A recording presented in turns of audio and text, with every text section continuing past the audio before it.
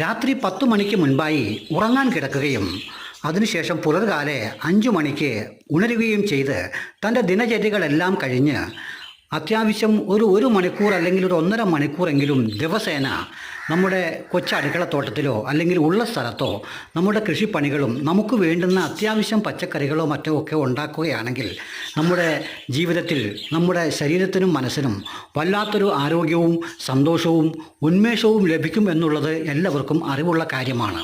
പക്ഷേ ഇത് നിത്യനിദാനമായി കൊണ്ടു നടക്കാൻ അല്ലെങ്കിൽ ഇങ്ങനെ ചെയ്യാൻ ആർക്കൊക്കെ കഴിയും എന്നുള്ളതാണ് ഇവിടെ പ്രശ്നം.